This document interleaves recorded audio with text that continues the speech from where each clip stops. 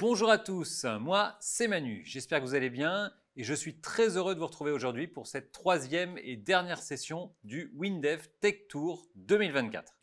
Bonjour, moi c'est Caro. Aujourd'hui, on a encore plein de sujets techniques à partager avec vous.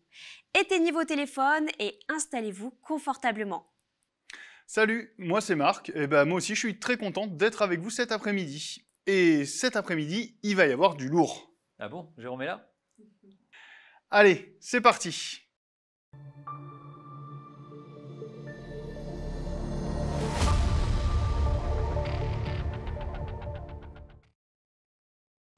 Pour ce premier sujet du jour, on va parler de base de données et d'une nouveauté de WinDev 2024 que vous avez adoré, le multi-analyse et les requêtes multi-analyse. Alors, bien sûr, depuis toujours, c'était possible de manipuler des fichiers de données qui proviennent de plusieurs analyses, de plusieurs bases de données dans une même application. Pour ça, il suffisait d'utiliser la fonction HDeclare externe. Mais il faut bien le reconnaître, parfois c'était plutôt lourd. En version 2024, avec l'arrivée du multi-analyse dans l'environnement, c'est devenu hyper simple. Je vous montre sur un exemple concret. Mon exemple, c'est un tableau de bord commercial, ici dans un site web dev. Ce tableau de bord, il agrège des données qui viennent de plusieurs services de l'entreprise, le service client, les stocks, le site de vente. Et historiquement, chaque service a ses propres applications. Et historiquement, chaque application a sa propre analyse. Ici, c'est facile. Les requêtes accèdent simultanément à toutes les analyses. Dans le projet du tableau de bord, il a suffi de déclarer les différentes analyses pour pouvoir manipuler tous les fichiers de données. Alors ça commence dans la description du projet, dans l'onglet Analyse. Ici, vous pouvez maintenant référencer autant d'analyses que vous avez besoin. Dans l'explorateur de projet, vous retrouvez la liste de tous les fichiers de données accessibles de toutes les analyses. Et dans la bulle de survol de chaque fichier, vous voyez l'analyse correspondante. Et ensuite, en programmation. Eh bien, par exemple, quand je dois faire une requête qui prend à la fois les tables factures, lignes de facture et produits de l'analyse du site de vente, et la table sortie stock de l'analyse du stock, super facile, je fais tout simplement ma requête dans l'éditeur de requêtes. Moi, je préfère taper directement le code SQL parce que je suis bilingue SQL. Alors quand vous faites des requêtes qui utilisent des tables de deux analyses différentes, il y a une question qu'il faut se poser. C'est où sera exécutée la requête. Quand les bases de données utilisées sont sur le même serveur HFSQL, il n'y a rien de particulier. Si les bases de données sont sur des serveurs HFSQL différents, la requête s'exécutera sur le poste client. Donc il faut faire attention aux quantités de données qui vont transiter sur le réseau. Dans ce cas-là, dans votre requête, choisissez en premier les critères les plus discriminants. Et pour utiliser cette requête, eh bien regardez, je vais dans le code qui affiche le résultat de cette requête. Et vous le voyez, c'est 100% habituel. C'est la même chose que vous utilisez déjà. Un truc à savoir, si une table existe dans plusieurs analyses, c'est la table de la première analyse qui sera accessible. Les autres seront masquées. Alors pour voir s'il y a des tables masquées, vous pouvez le voir dans la description du projet, dans l'onglet Analyse, et il suffit de cliquer ici sur l'œil, et les masques tombent. Après, vous pouvez changer l'ordre d'import des analyses avec les flèches qui sont juste ici. Et si vous avez besoin d'accéder aux deux, en fait, il suffit de renommer une des deux tables. Autre conseil, c'est pareil pour les connexions. Si vous avez deux connexions qui ont le même nom dans deux analyses, c'est la première qui sera utilisée. Donc mon conseil, donnez des noms explicites à vos connexions. Et puis il y a un autre avantage aux multi-analyses dans l'éditeur. Des fois, on a des analyses qui sont énormes. Eh bien, cette nouveauté, elle permet de les découper. Ça permet de partager les morceaux d'analyse dans le GDS sans avoir à partager l'analyse tout entière. Voilà, le multi-analyse dans l'environnement, c'est une fonctionnalité que vous attendiez tous. Vous l'avez demandé, ça y est, vous l'avez. Vous avez la souplesse, vous avez la flexibilité et vous ne changez rien à vos applications existantes.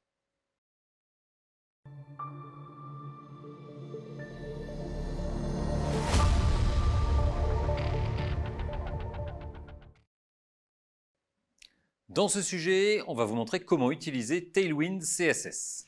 Tailwind CSS, c'est pour le web, donc ça marche dans WebDev.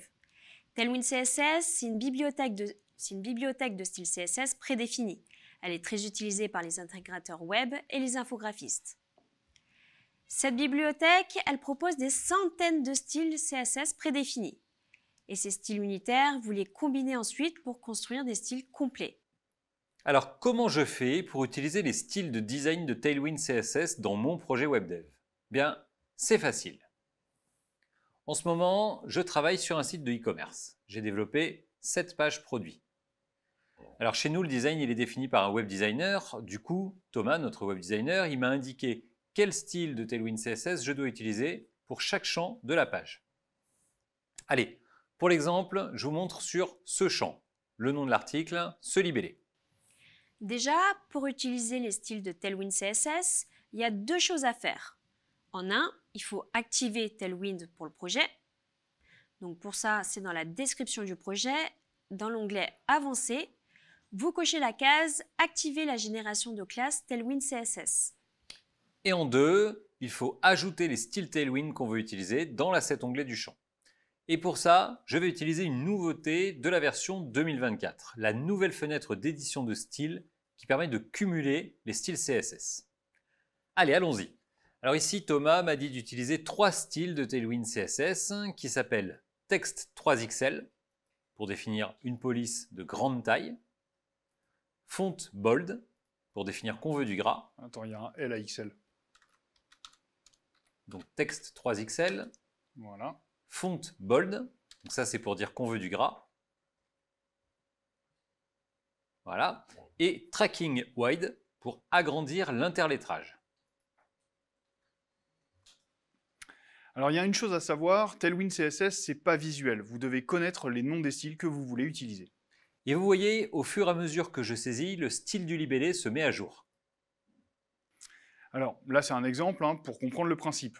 En vrai, vous allez créer, ou le web designer va créer des styles WebDev en assemblant les micro-styles de Tailwind CSS. Et ensuite, vous réutilisez ce style où vous voulez dans votre projet. L'avantage du support de Tailwind CSS dans WebDev, c'est que lorsque vous travaillez avec des intégrateurs web qui utilisent Tailwind CSS, vous utilisez directement les mêmes noms de styles qu'eux.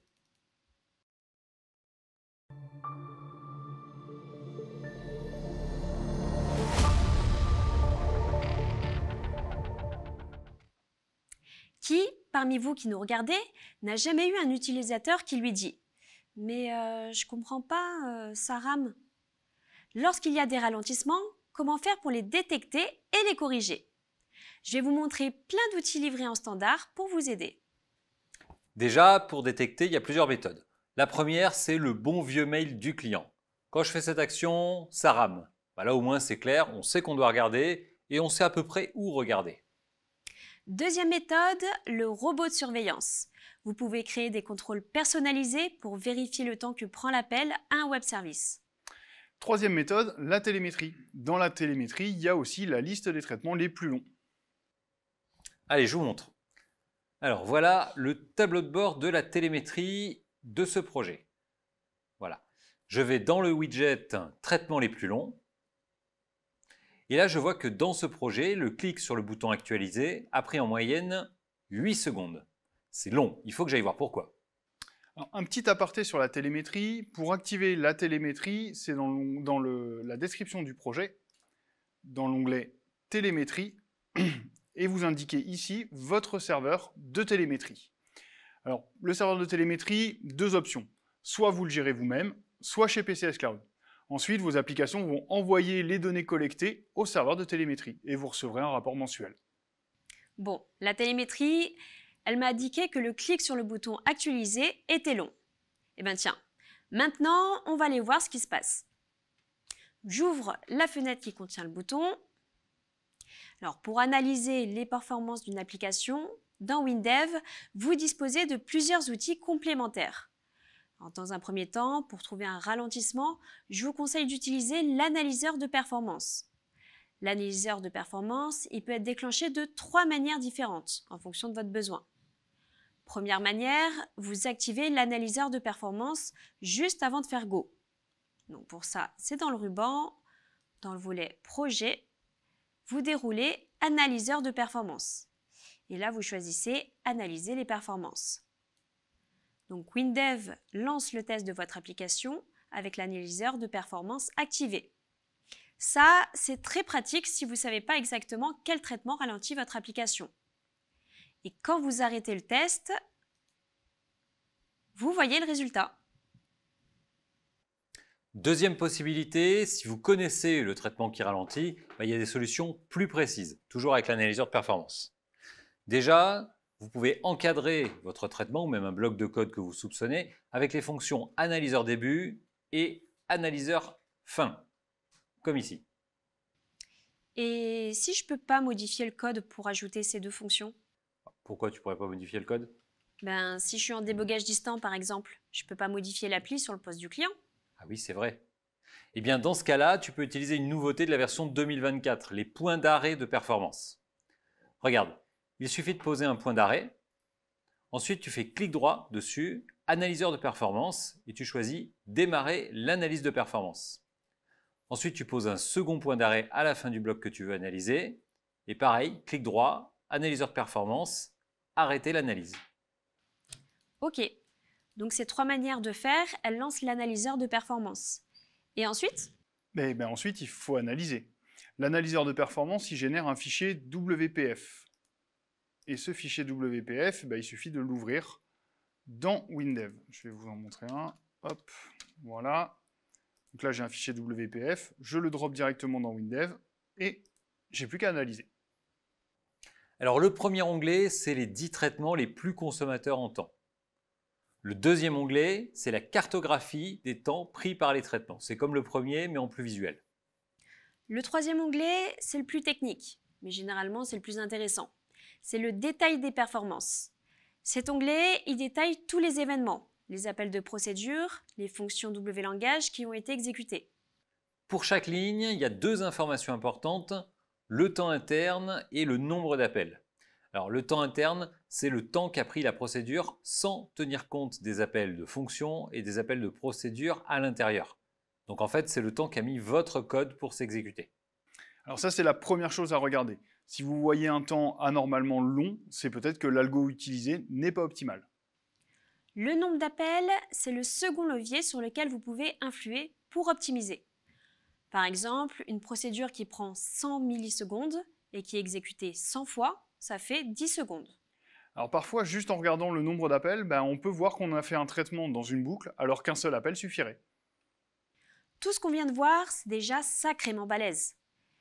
Mais il y a encore deux autres outils super puissants. Les logs d'exécution et l'ATR, l'analyseur temps réel.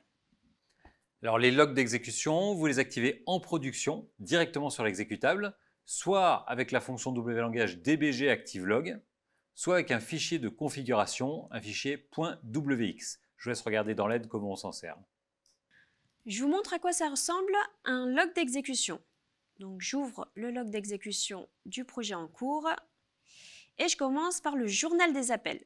Donc je clique sur journal des appels et je vois exactement quelles fonctions ont été appelées, avec quels paramètres et combien de temps elles ont duré. Et je termine avec la fonctionnalité dont vous a parlé Caro, l'ATR, l'analyseur temps réel. L'ATR vous permet de suivre en temps réel ou en différé le temps consommé par chaque thread de l'application. Alors pour l'utiliser en temps réel, c'est facile, vous ouvrez le volet de l'ATR avant de faire Go, et en différé, c'est là où on était juste avant, dans la fenêtre du log d'exécution, c'est le premier choix. Et l'ATR, ça marche en local et à distance. Analyseur de performance, log d'exécution, analyseur temps réel. Avec WinDev, vous disposez de tous les outils pour chasser les éventuelles lenteurs et optimiser vos applications.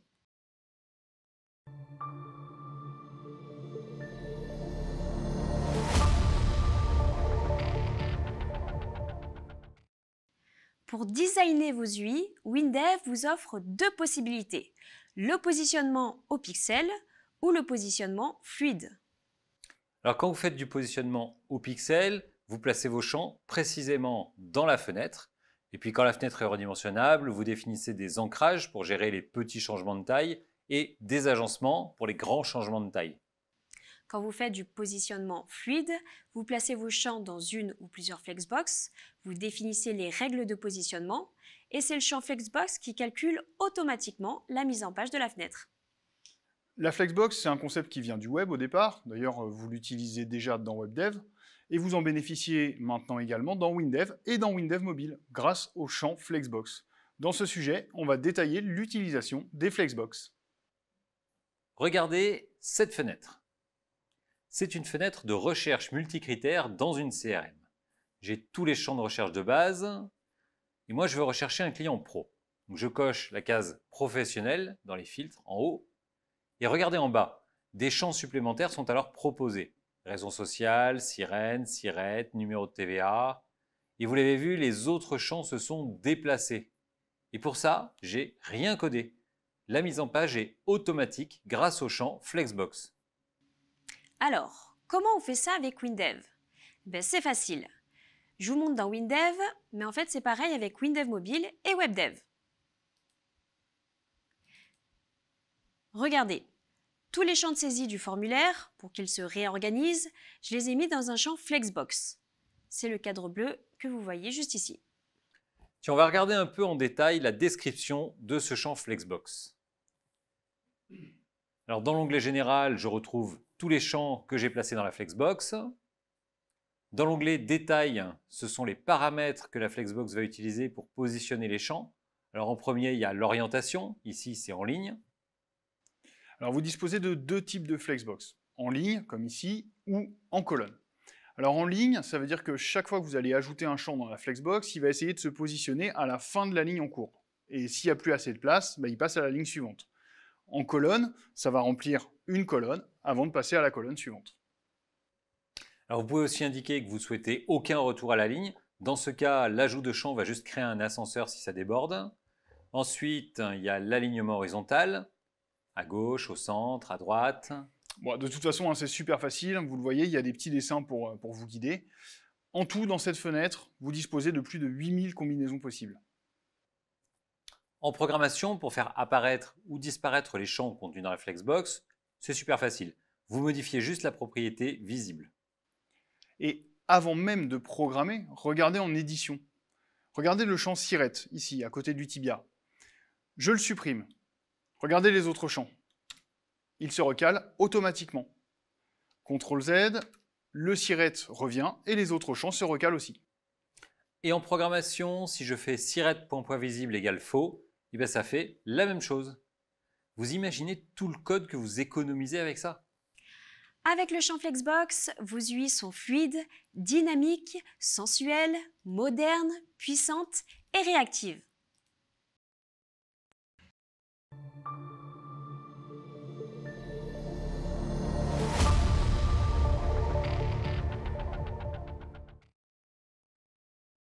Tiens, maintenant, je voudrais prendre une minute pour vous montrer quelque chose d'impressionnant. C'est la performance des bases HFSQL. Alors pour ça, on a préparé une base de 29 milliards d'enregistrements. 29 000 millions de lignes. Alors 29 milliards, c'est un petit aperçu. Bah oui, parce qu'avec HFSQL, vous gérez des tables jusqu'à 329 millions de milliards de lignes. Cette base de données, c'est une base de statistiques dans le domaine du transport aérien. Elle sert aux offices de tourisme du monde entier pour faire des stats sur les passagers. Tiens Marc, tu peux nous montrer la base? La base qui est dans le centre de contrôle HFSQL? Oui. Je me connecte à notre serveur. Je sélectionne la base. Je vais afficher le détail des fichiers pour avoir le nombre d'enregistrements. Et voilà. Donc notre base ici, elle contient exactement 29 295 458 889 enregistrements. Dans le schéma de données de cette base, on va aller le voir, je retrouve les passagers, les vols, les compagnies, les aéroports, etc. Alors, ce que je vous propose maintenant, c'est de faire une requête sur cette base de données. On va rechercher tous les passagers qui ont pris un vol entre deux aéroports dans une fourchette de date. Alors voici la requête dans l'éditeur de requête de WinDev. Et voilà son code SQL. Allez, on va tester. Je fais Go. Alors, pour commencer, il nous faut une date. Dans notre base, on a un historique de 2013 à 2018. Donc on va choisir une date au hasard. Tiens Manu, tu lances un dé pour choisir le jour? Allez, j'en ai un. Hop. Ça sera le 3. Le 3. Caro, tu lances un dé pour choisir le mois? Je lance mon dé. Ça sera le 9 septembre. Le 3 septembre. Et moi aussi, je lance un dé pour choisir l'année.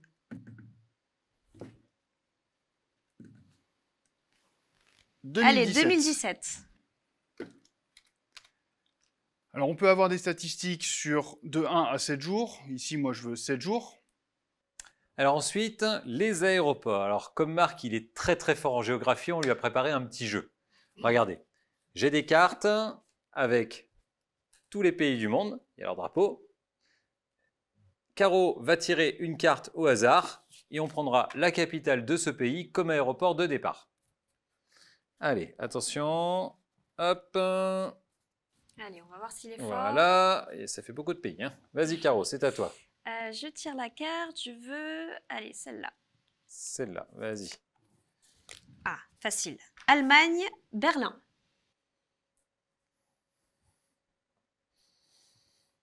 Alors une remarque en passant, le champ que Marc utilise pour sélectionner l'aéroport, c'est un champ carte de WinDev et quelques lignes de code. Le champ carte, je vous rappelle, il vous offre en standard l'affichage, le zoom, les marqueurs, le clustering. Et pour vous, dans vos applis, c'est juste un champ qui fait tout. Tiens Manu, toi qui as déjà été à Berlin, c'est lequel l'aéroport international? Tu peux me dire les noms des aéroports? SXF ou TXL, ça te parle? L'autre, SXF, c'est... Berlin Schönefeld International Airport. Ouais, je crois que c'est celui-là. Oui. Ok. Donc je sélectionne l'aéroport. Et du coup, de Berlin, on va où? Oh bah, fais-toi plaisir, choisis. En France? Non, il n'y a pas de vol vers la France? Non. À Barcelone, tiens. Allez, à Barcelone. Berlin-Barcelone. Berlin-Barcelone. Je sélectionne l'aéroport, je clique sur rechercher et le résultat est immédiat. En un clic, j'ai la liste de tous les voyageurs qui ont pris un vol entre Berlin et Barcelone entre le 3 septembre 2017 et le 10 septembre 2017. Je clique sur statistiques et l'application affiche la répartition des voyageurs par sexe, par âge et par nationalité.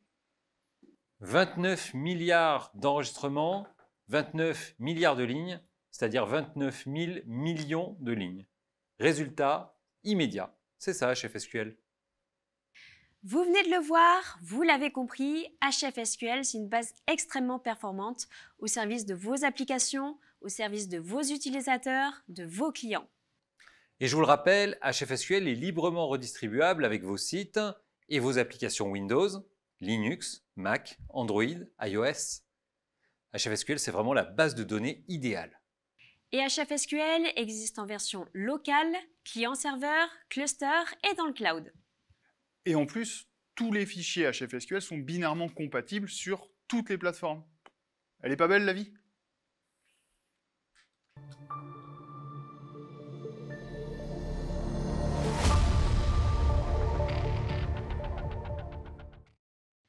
Nous revoilà pour ce troisième opus sur l'intégration continue. Pour ceux qui auraient loupé le début, un petit récap. Avant-hier, on a créé un plan d'action pour recompiler automatiquement mes projets. Hier, on a installé une fabrique logicielle pour exécuter ce plan d'action. Aujourd'hui, on va parler de la planification et de la mise au point des plans d'action. Et je commence avec comment planifier un plan d'action. Alors pour ça, il y a deux approches, soit à heure fixe, par exemple tous les soirs à 22 h, soit à chaque réintégration dans le GDS. Pour planifier un plan d'action à heure fixe, ça se passe dans l'administrateur de la fabrique. Je sélectionne le plan d'action, donc je clique sur planifier le plan d'action. Ensuite, j'ai juste à suivre l'assistant pour indiquer quand je souhaite planifier ce plan. Les mois, les jours, les heures, etc. Je peux saisir une description pour mieux m'y retrouver. Je clique sur terminer et ça y est, c'est fait. Mon plan d'action est planifié. Je le retrouve dans l'onglet planification. Alors deuxième solution, vous pouvez exécuter le plan d'action à chaque réintégration dans le GDS. Alors ça se met en place dans l'administrateur du GDS. Je fais clic droit sur le répertoire du projet sur lequel je veux exécuter le plan d'action. Voilà. Je choisis politique de réintégration. Et dans l'onglet plan d'action, je coche la case exécuter un plan d'action à la réintégration. Je donne les paramètres de connexion à la fabrique. Voilà. Je choisis le plan d'action à exécuter. Et ça y est, c'est fait. Mon plan d'action est planifié. Quand vous avez planifié un plan d'action, il va s'exécuter. Je vous rappelle, à chaque exécution, la fabrique va générer un compte-rendu. Ce compte-rendu, il sera envoyé par email ou par la messagerie intégrée de WinDev. Et si vous le souhaitez, vous pouvez également lire ce compte-rendu directement dans l'administrateur de la fabrique. Il suffit de double-cliquer ici sur la colonne « Dernière exécution ». Voilà le compte-rendu. En haut, vous retrouvez des informations sur l'exécution du plan d'action, donc l'heure d'exécution, la durée d'exécution, le résultat, et également l'automate sur lequel il a été exécuté. Dans les détails, vous retrouvez toutes les actions qui ont été exécutées, leurs résultats et leur compte-rendu. Alors lorsque vous utilisez une action personnalisée de type exécution d'une procédure W-langage, il est possible d'ajouter des informations dans ce compte-rendu. Alors pour ça, il suffit d'utiliser la fonction W-langage PAlog. Autre truc et astuce, vous connaissez tous la fonction W-langage en mode test. Vous disposez également de la fonction en mode fabrique qui permet de partager du code entre votre appli et vos plans d'action. Avant de finir ce sujet sur l'intégration continue, il y a une dernière chose dont je voulais vous parler. C'est la mise au point des plans d'action. Pour mettre au point un plan d'action, il suffit de faire Go dans WinDev. Vous l'avez vu dans ce sujet, mettre au point et planifier des plans d'action, c'est facile. La fabrique logicielle interagit de manière automatique avec les référentiels de votre projet. La fabrique logicielle, eh bien, c'est l'automatisation des tâches répétitives et sans valeur ajoutée. Alors maintenant, la question c'est est-ce que vous devez utiliser l'intégration continue? Vous allez gagner du temps, vous ferez plus d'erreurs. Bien sûr que vous devez utiliser l'intégration continue.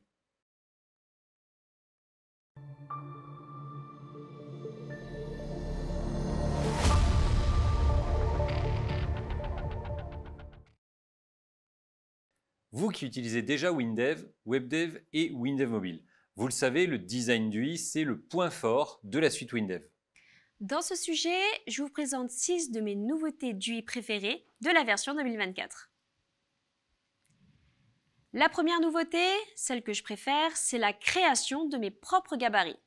Parce que ça me permet de créer mon gabarit perso en partant d'un gabarit qui était livré avec WinDev. Alors vous le savez, un gabarit, c'est un ensemble de styles, d'images, qu'il suffit d'appliquer aux fenêtres pour obtenir une UI au goût du jour. Et oui, depuis la version 2024, il est possible de modifier un gabarit fourni avec WinDev. Et la bonne nouvelle, c'est que c'est super facile. Alors moi, je veux me faire une version personnalisée du gabarit Phoenix, un green gabarit. Alors ça se passe dans le ruban, dans le volet projet, gabarit du projet, et je choisis cloner le gabarit.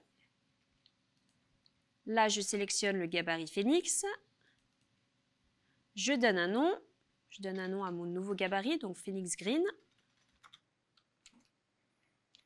Alors, j'ai différentes options là juste en dessous. Ça, c'est pour les cas particuliers. La plupart du temps, je vous conseille de tout laisser cocher. Et je valide. WinDev clone le gabarit. Maintenant, comment je modifie le gabarit? Ici, je vais changer le style du bouton par défaut. Je vais lui mettre la couleur de fond verte. J'ouvre la description du bouton. Je mets la couleur de fond que le designer m'a donnée. Alors c'est précisément le vert 189A de A. Et là, l'astuce, c'est de cliquer sur Reporter. Non seulement ça modifie le style de ce bouton, mais en plus ça modifie le style dans le gabarit du projet. Et vous le voyez, tous les boutons dans mon projet ont maintenant une couleur de fond verte. Grâce à cette nouveauté, les modifications de gabarit sont possibles, faciles et hyper rapides. Vous mettez en place votre charte graphique beaucoup plus facilement. Deuxième nouveauté dont je voulais vous parler, c'est un nouveau graphe, le graphe Waffle. C'est un graphe qui vous permet de représenter visuellement des proportions, un peu comme un camembert mais en carré, un sucré salé quoi. Et pour remplir ce graphe, c'est comme vous en avez l'habitude, les fonctions W-langage de la famille GR. GR ajout de données, GR étiquette série et GR dessine pour dessiner. La troisième nouveauté d'UI que je voulais vous montrer, c'est un champ métier. Un champ métier pour WebDev. C'est le champ métier carte défilante. Et go! Ici, j'ai utilisé ce nouveau champ pour afficher les derniers avis clients. C'est un mode d'affichage actuel qu'on retrouve sur plein de sites. En version 2024, c'est super facile. Alors pour créer un champ carte défilante, on va d'abord créer une nouvelle page. Voilà. Donc pour créer un champ carte défilante, c'est dans le ruban, dans le volet création, vous déroulez champ métier et dans la recherche, vous saisissez défile. Ensuite, il vous reste juste à le prendre et le dropper dans votre page. Et voilà, c'est tout. Et ensuite, pour personnaliser les cartes, c'est encore plus facile. Chaque carte, c'est un plan du champ bandeau défilant. Donc, vous y mettez les champs que vous voulez. Et vous pouvez même le relier à vos données. En quatrième position, je vais vous parler d'un autre champ métier. Un champ métier qui rend beaucoup de services. C'est le nouveau champ métier Upload multifichier non bloquant. Allez, je cherche le champ dans les champs métiers. Upload. Il est là, dans les formulaires. Je le prends et je le pose dans la page. Et c'est tout. Alors l'ajout de ce champ métier ajoute un hashtag tout doux que vous voyez juste ici. En fait, ce hashtag il vous indique là où il faut placer le code pour traiter les fichiers qui ont été uploadés. Cliquez, déposez, coder. What else? Maintenant, on revient dans une fenêtre WinDev pour mes deux dernières nouveautés d'UI préférées. Qui n'a jamais oublié de mettre un bouton en validation? Vous savez, un bouton OK qui marche quand on fait entrer. Ou moi, ça m'arrive tout le temps. Ouais, moi aussi. Eh bien, en version 2024, WinDev vous prévient quand un bouton aurait dû être en validation. Ou en annulation d'ailleurs. Regardez, je crée un bouton, je change son libellé, je vais mettre abandon. Et vous le voyez, ah bah non, on voit rien. Alors ça, c'est parce que la nouveauté que Caro elle veut vous montrer, elle se déclenche quand il y a du code dans le bouton. Tant qu'il n'y a pas de code, ça ne sert à rien que le bouton soit en validation ou en annulation. Donc j'ajoute le code. Ici, on va simplement fermer la fenêtre. C'est bon, Caro, tu peux y aller. Donc je reprends, je disais, WinDev m'affiche un smiley pas content. Je survole et la bulle m'indique que c'est peut-être un bouton à mettre en abandon. Bon, là c'est le cas, je clique sur corriger. Et voilà, merci WinDev. Alors ça marche en fonction du libellé. Que vous mettiez validé, OK, appliqué, terminé, accepté ou tous les libellés de ce style, l'éditeur va vous proposer de passer votre bouton en validation. Dernière nouveauté que je voulais vous présenter aujourd'hui, celle-ci c'est ma favorite. C'est les champs favoris. Vous faites souvent les mêmes champs avec le même look, un peu le même code à quelques petites différences près? Eh bien, en version 2024, votre champ, vous le mettez dans les champs favoris. Et ensuite, il est accessible directement depuis le ruban. Super rapide, super efficace. Regardez ici, ce champ de saisie ID client, il permet de saisir un numéro de client dans la CRM. Alors les numéros de client, ils ont un formalisme bien défini, c'est le pays sur 2 lettres, l'année de création sur 2 chiffres, le mois, un tiret et ensuite que des chiffres derrière. Du coup, ce champ de saisie, je l'ai fait une fois, j'ai défini le look, j'ai défini le masque de saisie, vous le voyez ici. J'ai également une vérification en sortie de champ qui passe le fond du champ en rouge si l'identifiant n'est pas valide. Et j'ai même ajouté un bouton à droite du champ de saisie pour ouvrir la fenêtre de sélection d'un client. Alors ce champ, moi je vais l'utiliser un peu partout dans la CRM, eh bien je vais en faire un champ favori. Alors clic droit sur le champ, ajouter au favori. Je remplis quelques infos pour décrire mon favori, donc un nom, une description. Je vais mettre saisie d'identifiant avec recherche.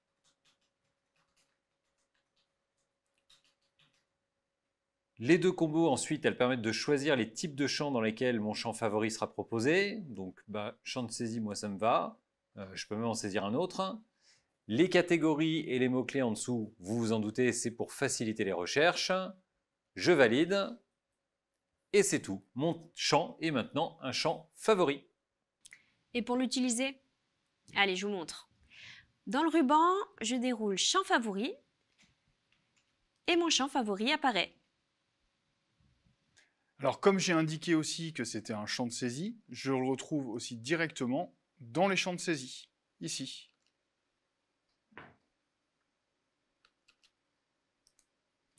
Les nouveautés du UI de la version 2024, elles permettent de coller aux nouvelles tendances. Alors allez-y, profitez de toutes ces nouveautés pour vos projets.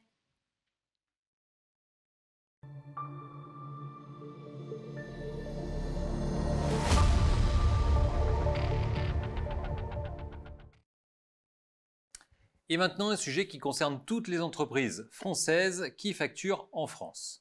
Alors, comme vous le savez certainement, la France a décidé de rendre obligatoire la facturation électronique pour les transactions entre entreprises. La facturation électronique en France, elle comporte deux parties. L'émission et la réception des factures sous forme électronique et le dépôt des factures sur un site gouvernemental. Alors on peut tuer le suspense dès à présent, vous disposez d'ores et déjà dans WinDev, WebDev et WinDev Mobile de toutes les fonctionnalités nécessaires pour ces deux volets. Alors à ce jour, les dates d'entrée en vigueur de cette mesure sont: pour l'obligation de recevoir des factures électroniques, c'est le 1er septembre 2026.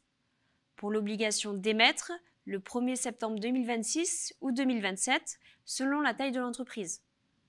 Le principe, c'est que les factures arrivent toutes sur le site de dépôt du gouvernement.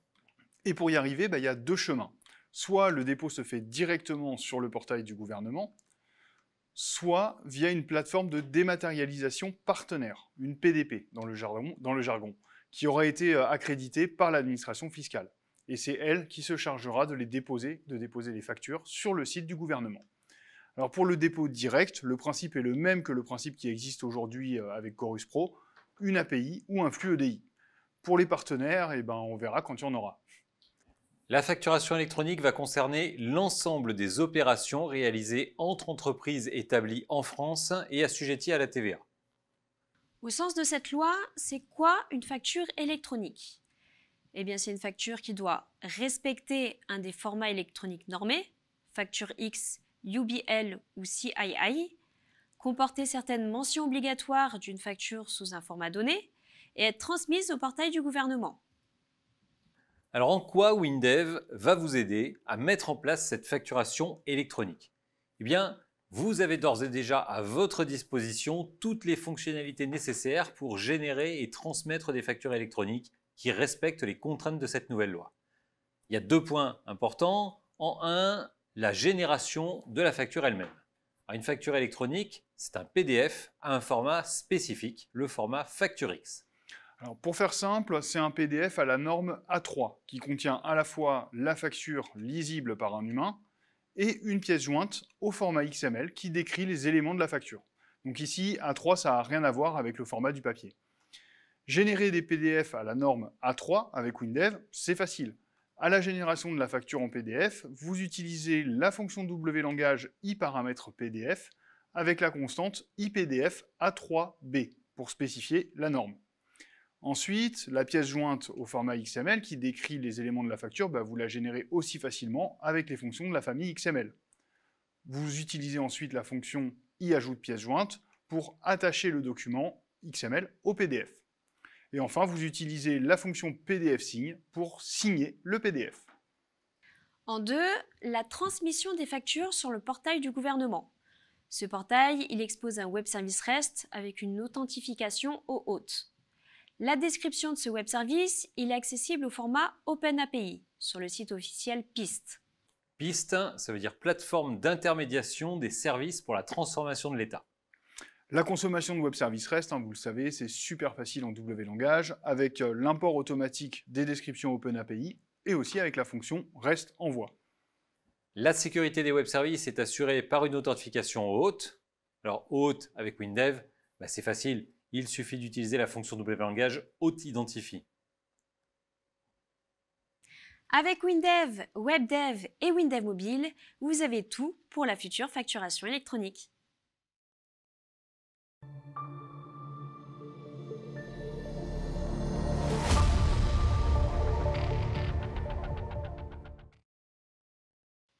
La signature électronique est maintenant utilisée partout, dans tous les domaines. Avec WinDev, tous les prestataires de signature électronique sont utilisables. Et en version 2024, le support de DocuSign est maintenant natif. DocuSign, c'est un des leaders dans le domaine de la signature électronique. Alors juste avant de vous montrer comment intégrer les services de DocuSign dans vos applications, je vous rappelle rapidement le principe de la signature électronique. Déjà, à quoi ça sert de signer un document électroniquement? C'est évident, plus besoin d'imprimer le document, de signer le document, de scanner le document, de remailer le document. Et puis un gros avantage de la signature électronique, c'est qu'il est impossible de falsifier cette signature ou de modifier le document signé. Alors, en réalité, ça n'empêche pas, mais la moindre modification du document va rendre la signature invalide, et donc les utilisateurs seront avertis en fait que le document a été modifié. Alors, comment ça se passe une signature avec DocuSign? Première étape, votre application fournit à DocuSign le document à signer. Alors, le plus souvent, c'est un document PDF. Et elle fournit aussi la liste des personnes qui doivent le signer. Ensuite, DocuSign envoie un mail au signataire avec un lien vers le site de DocuSign pour consulter le document et signer. Les signataires consultent et signent le document sur le site de DocuSign. L'application WinDev doit suivre l'avancement des signatures en interrogeant DocuSign. Et quand tout le monde a signé, l'application WinDev ou le site WebDev ou l'application WinDev Mobile n'ont plus qu'à récupérer le document signé auprès de DocuSign. Et oui, parce que bien sûr, DocuSign, ça marche avec WinDev, avec WebDev et avec WinDev Mobile.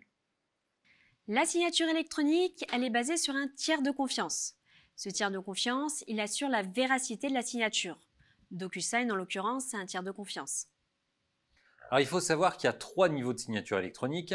Les signatures électroniques simples, ou SES, les signatures électroniques avancées, ou SEA, et les signatures électroniques qualifiées, ou SEQ. Chacune de ces signatures a des propriétés et une valeur juridique différente.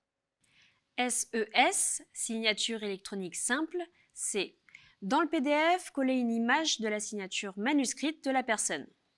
DocuSign garde une copie des documents signés et vous pouvez toujours les récupérer par la suite. Alors, vous vous doutez que la SES, c'est la signature la plus facile à mettre en œuvre. C'est aussi la moins sécurisée. Le deuxième niveau de sécurité, c'est la SEA, la signature électronique avancée. La SEA, c'est la même chose que la SES, avec en plus un code SMS pour valider la signature. Et enfin, le troisième niveau, c'est la SEQ, la signature électronique qualifiée.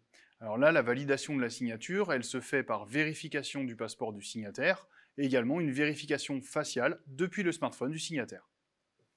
Alors, comment ça se passe dans WinDev, WebDev et WinDev Mobile quand vous voulez mettre en place une signature électronique qui utilise les services de DocuSign? C'est super facile. Vous utilisez l'assistant. Ça tombe bien, je dois faire signer à Marc un contrat très important. Donc je vais le faire en SEQ. Alors pour lancer l'assistant, ça se passe dans le code. Je saisis Docu comme le compte et je choisis DocuSign Assistant. Alors l'assistant se lance. Le premier plan, c'est les clés d'API d'accès à DocuSign. Alors pour les obtenir, il vous faut créer un compte chez DocuSign et souscrire un abonnement. Il y a plusieurs formules en fonction de vos besoins. Ensuite, je choisis ce que je veux faire. Donc, demander la signature d'un document, récupérer un document signé, connaître l'avancement d'une demande de signature, etc. Alors ici, moi je veux demander une signature. Ensuite, l'assistant demande le document à signer. Donc soit il est contenu dans une variable, vous avez juste à indiquer la variable ici, soit vous donnez le chemin en dur. Alors pour mon contrat, je sélectionne directement le PDF. Ok. J'indique ensuite les personnes qui devront signer ce document. Donc identité, je vais mettre Marc, email marc@windevtour.fr et éventuellement le numéro de téléphone. Attention, quand vous utilisez SEA, le numéro de téléphone est obligatoire. Ensuite, vous choisissez le rôle de chaque intervenant. Alors, soit il est signataire du document, soit il reçoit juste une copie du document pour information. Enfin, un point important, si la personne est signataire, dans la combo à droite, vous devez choisir le type de signature, SEA, SES ou SEQ. Je le rappelle, dans mon cas, je veux une signature qualifiée, une SEQ. Et puis, pour ajouter un destinataire, vous vous en doutez, vous cliquez sur le plus en haut à droite. Une remarque, le type de signature peut être différent par destinataire. Une fois que les destinataires ont été définis, je clique sur Suivant. Maintenant, je dois choisir à quel endroit de la page je veux la signature. Soit c'est un emplacement fixe et je donne les coordonnées, soit c'est un emplacement variable et ça se fait par remplacement d'une chaîne de caractères dans le document. Alors ce qu'il faut savoir, c'est que pour un destinataire, on peut avoir des emplacements différents pour chaque page. Et les emplacements de signature doivent être différents pour chaque destinataire. Bah oui Marc, sinon ça se superpose. Bah oui. Allez, on continue. L'étape suivante, c'est le contenu et le sujet de l'email qui sera envoyé au destinataire. Alors, ça peut être un texte fixe ou un texte contenu dans une variable. L'email, je vous rappelle, il est envoyé automatiquement par DocuSign. Mes textes, ils seront intégrés dans le mail envoyé par DocuSign. Donc dans le sujet, je veux urgent, signature du contrat. Et dans le contenu, je veux merci de signer ce document ASAP, s'il vous plaît.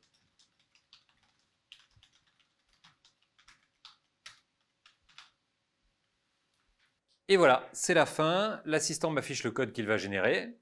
Terminé. Et voilà le code WLangage qui a été généré. On y trouve l'authentification auprès de DocuSign, les textes pour le mail, le document, les destinataires avec le type de signature, les emplacements des signatures et enfin l'appel à la méthode DS demander signature pour demander effectivement la signature du document. Vous voyez, c'est super facile, on s'est juste laissé guider. Alors côté technique, pour utiliser DocuSign, Windev a automatiquement intégré dans votre projet un composant interne, le composant interne DocuSign que vous voyez ici. Et comme c'est du WLangage, vous le personnalisez et vous l'enrichissez comme vous le désirez. Il vous faut la signature électronique ? Ça tombe bien, vous l'avez dans WinDev, dans WebDev et dans WinDev Mobile 2024.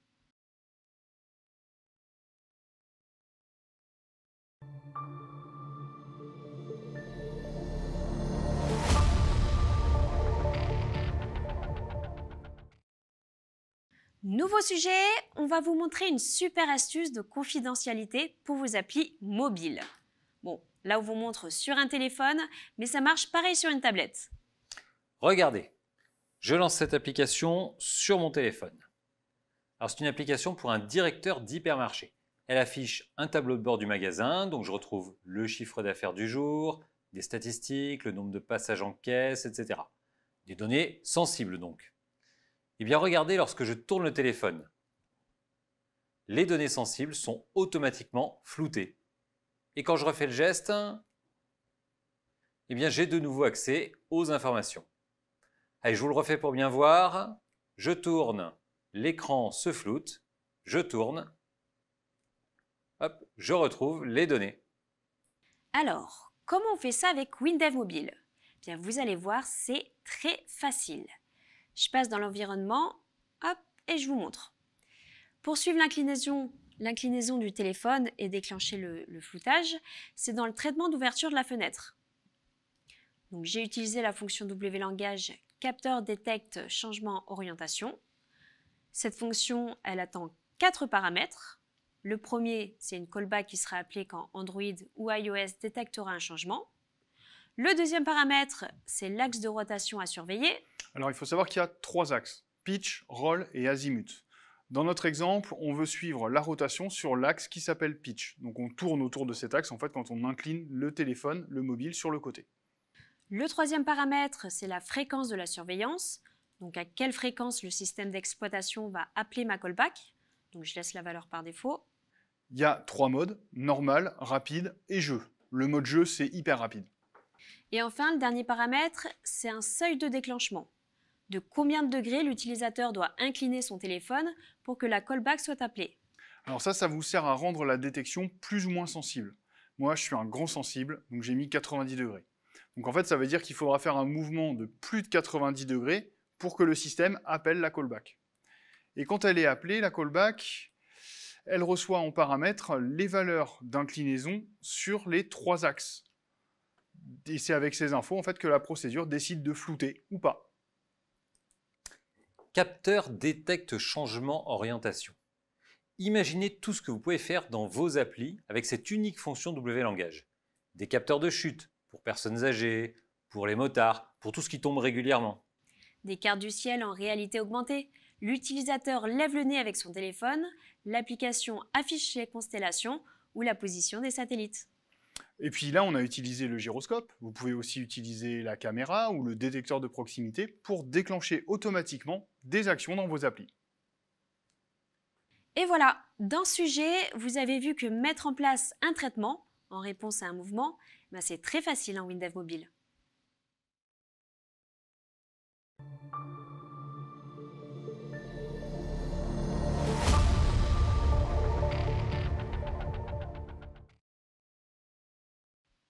Eh les gars, si on se faisait un petit 3 minutes, moi ça me manque un petit peu. Ouais, et toi, je te vois venir. Hein. Tu as encore besoin d'une appli et tu te dis que ça serait mieux si c'est marqué s'y colle. Bah, je vois pas pourquoi tu dis ça. Mais maintenant que t'en parles, c'est vrai, il faut que je vous raconte un truc. La semaine dernière, je devais renvoyer un contrat après l'avoir signé. Et tu crois qu'ils auraient prévu un PDF avec une signature électronique? Bah non, il a fallu que je l'imprime, que je le signe à la main, que je le rescanne et que je le renvoie. Ça fait pas un peu old school? On peut pas faire une appli pour signer un PDF? Je demande même pas une signature crypto, juste le dessin de ma signature manuscrite. Bah, si, c'est même pas très dur ça en fait. Hein. Et ce qu'il nous faut, c'est une image de ta signature. On affiche le PDF. Tu choisis l'endroit où, où on dépose le dessin. Quelques lignes de double langage et c'est bon, hein, tu sais. Ah ouais, trop bien. Tu crois que... Ah, je sais pas, il faut lui demander. Hein. Marc? Dis-moi Marc. Moi, Marc? Tu crois que ça rentre? Quoi? De quoi? De quoi tu parles? Bah, ajouter ma signature manuscrite dans un PDF, tu crois que ça rentre en 3 minutes? Ouais, quand même, il faut pas 3 minutes pour signer un bout de papier, quand même. Non, mais moi je parlais de développer une appli. Comme ça, chaque fois que je dois signer un PDF, c'est 2 clics.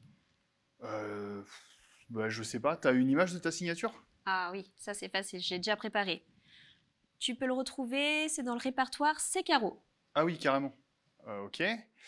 Alors, qu'est-ce que je vais faire dans l'appli? Il faut afficher le PDF dans un champ lecteur PDF.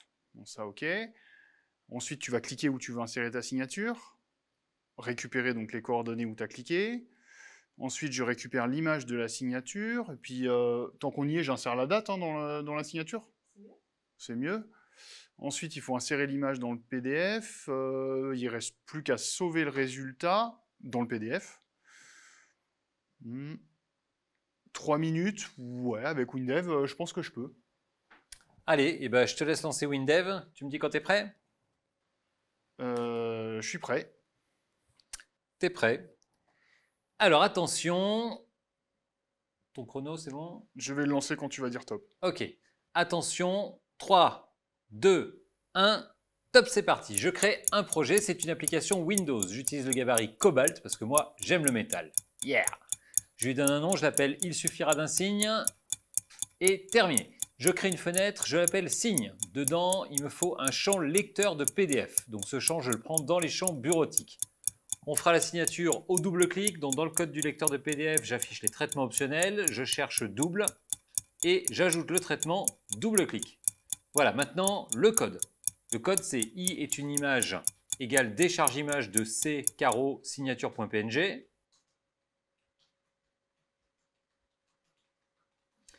Ensuite, dans l'image, j'ajoute la date, donc i.police de Arial,36 et i.designText de 10, les coordonnées, date vers chaîne de date du jour, la chaîne à écrire. Fais attention, il te manque une virgule. Virgule noire pour la couleur. Voilà. Ensuite, je veux récupérer les coordonnées du double-clic et le numéro de la page en cours. Donc, j'utilise la fonction lecteur PDF info XY pour demander ces infos au champ. Donc, soit X égale lecteur PDF info XY, PDF sans nom 1, je veux la coordonnée X, donc PDF coordonnée X, sous la souris, donc souris pose X, souris pose Y. Pareil pour le Y, soit Y avec PDF coordonnée Y. Et pareil pour le numéro de page, donc soit numéro de page avec PDF numéro page.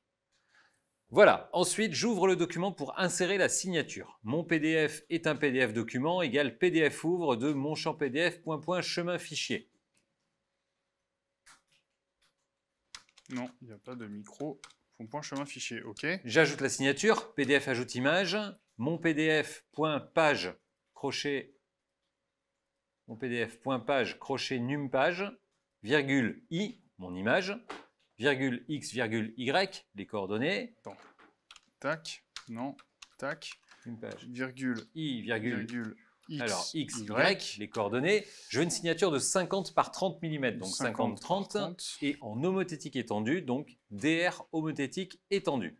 Je sauve le PDF, PDF sauve de mon PDF, virgule, mon champ PDF, point chemin fichier. Et j'actualise l'affichage, mon champ PDF égale mon champ PDF, point chemin fichier. Et je repositionne sur la page où on a signé. Donc mon champ PDF, point numéro page affiché égale num page. Attention. Top, c'est fini. Top, c'est fini. 2 Alors, minutes combien de temps? 43. 2 minutes 43. C'est incroyable. Moins de 3 minutes pour réaliser une application qui affiche un PDF, qui génère une image de signature, qui insère l'image dans le PDF et qui sauve le résultat. Attendez, mais moi j'aimerais bien l'avoir tournée cette appli. Alors sur ton PC, dans le répertoire C carreau, il y a aussi le PDF. C'est mon contrat de location de yacht pour les vacances. Vas-y. Ok, et ben go.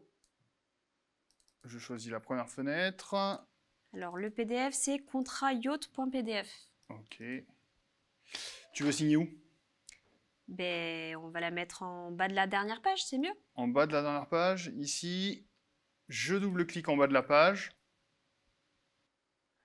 Et l'application WinDev ajoute la signature de Caro, la date, sauve et recharge le PDF. Ben voilà, t'es bonne pour les vacances maintenant. J'adore. Merci Marc. Je t'en prie. Et merci WinDev. Bon alors là, cette appli, je l'ai faite en 3 minutes, avec 3 minutes de plus pour la relooker. Voilà ce que ça donne. Je vais vous dire, dès 3 minutes, j'en ai vu un paquet. Mais chaque fois, ça me fait le même effet. Je suis toujours aussi impressionné par la puissance du langage, par la vitesse de développement, et puis la clarté du code. Waouh!